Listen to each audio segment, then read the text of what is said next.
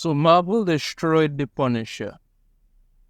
By now, that should be clear as day if you have seen my videos.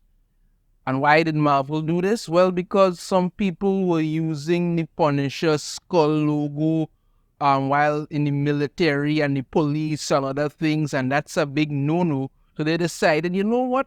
Why don't we completely castrate this character as as much as possible? So they sent in their hitman, Jason Aaron, to just absolutely destroy this character, and he changed Punisher's origin, he changed Punisher's purpose for what he did. Yeah, he brought back Punisher's wife to tell him he's a little shit, shoot him point blank, take all his money, castrate him, and tell him to go piss off in hell, while she left with his money, and then he ended up in Weird World or something with some children. Yeah, that's how you destroy a character that people really enjoy. When they finished with that, I did another video stating that, they aren't done with the Punisher yet. They have some new guy who's going to be the Punisher. And, that was looking like nonsense. That's what they announced back in the day. So we have some information that's come out now as to who this new guy is, what he's going to be doing. And he's basically just a cheap ripoff of Frank Castle. And it shows just how uninteresting, unintelligent, and creatively bankrupt these people are. Let's get into this information from this article here from Bounding Into Comics. New Punisher writer reveals one of his goals for the series is to reimagine and revamp some very cool pre-existing villains. He also makes the Punisher report to a woman. Yeah, because God forbid you create new characters. God forbid you create a new, entirely new anti-hero. You have to call him the Punisher. He could be something else. And of course, you have to throw in that he has to answer to a woman. Yeah, that's not something we've seen time and time again at all. Marvel Comics writer, and I hope I'm pronouncing his name correctly, David Pepose, who takes on a new Punisher series, recently revealed one of his goals for the series is to reimagine and revamp some very cool pre-existing villains. This is the Punisher cover here that they're going to do. I still think this thing will look ridiculous. His nose look like a pause button. Never. It was announced at San Diego Comic-Con that Pepose would launch a new Punisher series. However, it would not feature Frank Castle as the Punisher, but would introduce a new Punisher called Joe Garrison, a former S.H.I.E.L.D. agent. Marvel originally teased this series, writing in a blog post, "In this action-packed new Punisher saga, Frank Castle has disappeared." No, Frank Castle hasn't disappeared. You drove him away so you could do this shit, and then the minute that they see the green light, some Punisher TV series on Disney Plus, he's going to miraculously return, castrated of course, but he's going to miraculously return. People are just ridiculous now. But evil will always need to be punished. With all new threats rising to claim innocent victims, criminals will need to beware of a dangerous vigilante hunting them from the shadows. Enter a new Punisher, retired S.H.I.E.L.D. Black Ops agent Joe Garrison. But what brings him back into action? What put Joe Garrison on his path of vengeance? And when the smoke clears, will he even make it out alive? Of course he will. We know why he's on this path of vengeance. It's the same damn thing that you've done. You just tried a little spit and it's not impressive. Continue on. Now in an interview with CBR, Pepose provided more details about the series, including a number of goals he has for the series and how Joe Garrison is different yet similar to Frank Castle. And I'm sure this is pretty much going to be that he's exactly similar in the ways that matters, but slight little tweaks here and there so they could go in and shove their crap in there and figure, well, it's our new age Punisher. Yeah. Right. Interestingly, he revealed that the idea of Joe Garrison becoming the Punisher was not his idea. Of course it wasn't. But was Marvel editor Tom Brevoort as he explained how the Punisher mantle is not something that Joe Garrison takes up, but something that finds him. I think there's a degree of finding one's identity in Joe's overarching story. This mantle thing is really ridiculous here. Frank Castle is the Punisher. That's who he is. That's it. Steve Rogers is Captain America. That's it.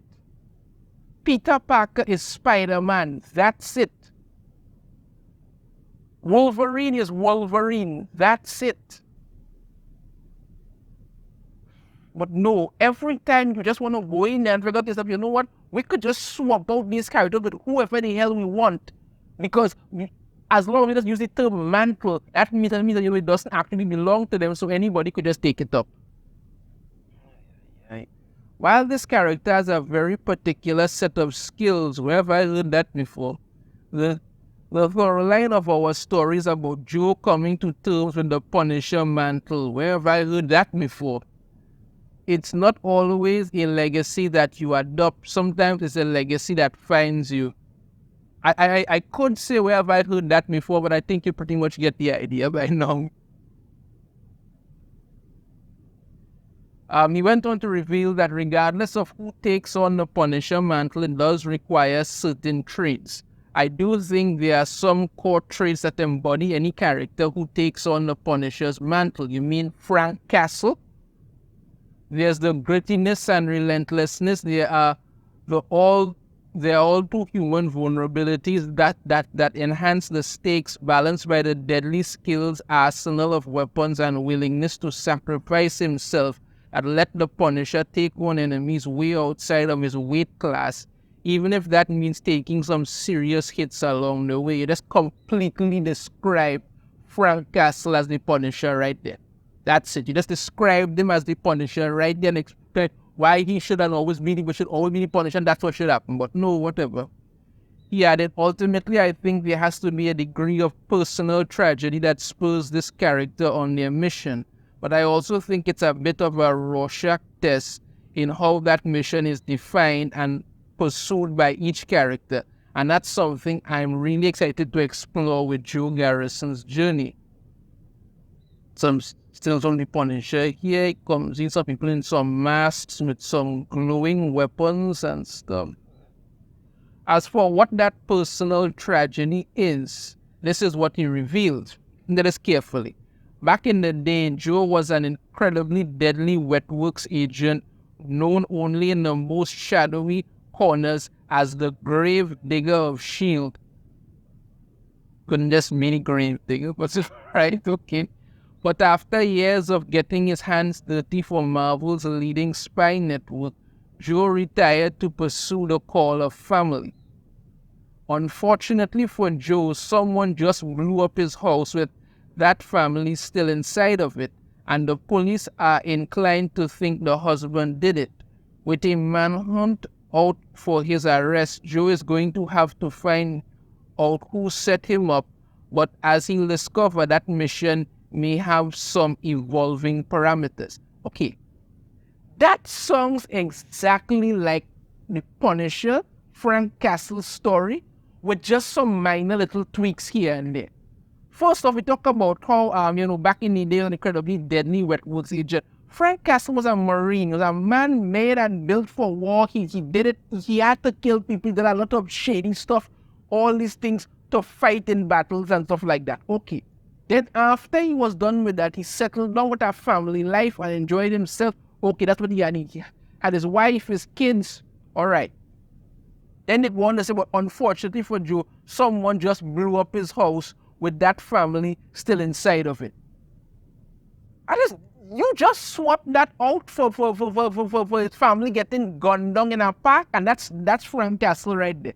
And then the whole thing about the police are inclined to think the husband did it. Also, that's somebody just sprinkled some evidence here and there, and then they're probably going to reveal his family isn't really dead or not. I mean, come on now, man. You couldn't stop to think a little bit more about this and get something and put a little bit of creativity. This is basically Frank Castle's story. You just tweaked it a little. That's it. Yeah.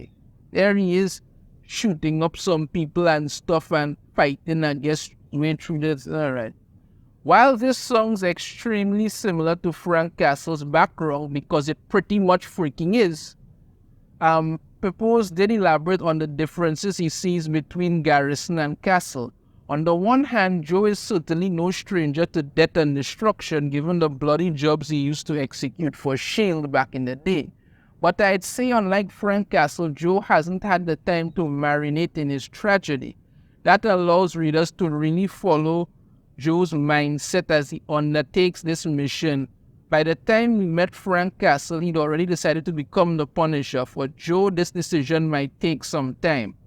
So you want readers to sit there and watch him slowly reach to the point where he eventually has to take over the Punisher because it's supposed to... Oh, no. What?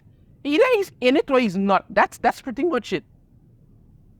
He's then shared the two approach criminals differently.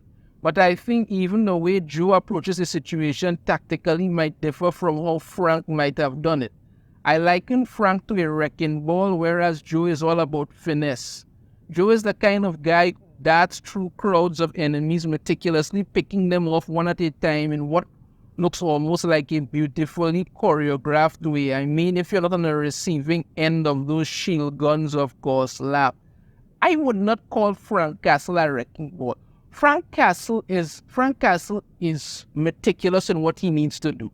If he needs to be a wrecking ball, he'll be a wrecking ball. If he needs to plan something out perfectly and get it done, he plans it out and get it done. If he needs to go through something step by step to get what he needs done, that's what he does. But they say that, Frank Castle is a wrecking ball and this guy is like some beautifully choreographed killing machine dancing through crowds and killing people. Come on now, man. Well, that's not even a different comparison. Pepose then revealed he plans to reimagine a number of villains as Garrison attempts to track down the person responsible for killing his family.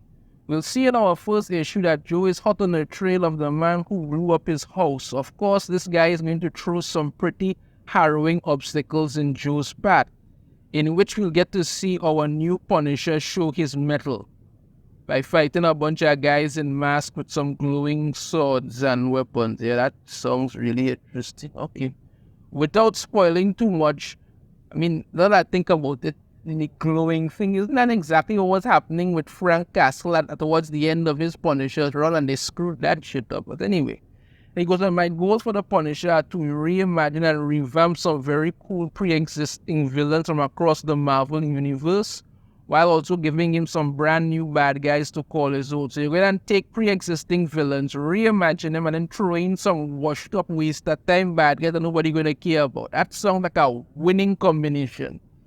It's not to say that Joe won't be killing some very deserving people, but as he'll be the first to tell you, there are some punishments that are far worse than death, he revealed. Once again, I've seen Frank Castle do some pretty god-awful things to people before they ended up dying, so that should tell you. I mean, yeah, that should tell you. This ain't nothing new. Not only will these villains be reimagined, but Marvel made sure to put the character under the thumb of a woman.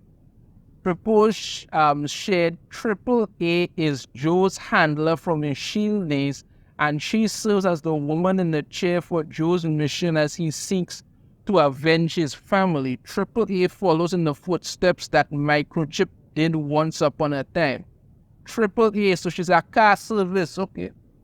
Sounds fantastic, people. Not only does she outfit Joe with his weaponry as his cue, but she also provides him with breaking intel that lets readers get to follow along with all the cool bad guys we're throwing into the mix. But more importantly, AAA allows us to have a degree of warmth and humor that Joe's mission might not otherwise allow us to have. It's basically Microchip.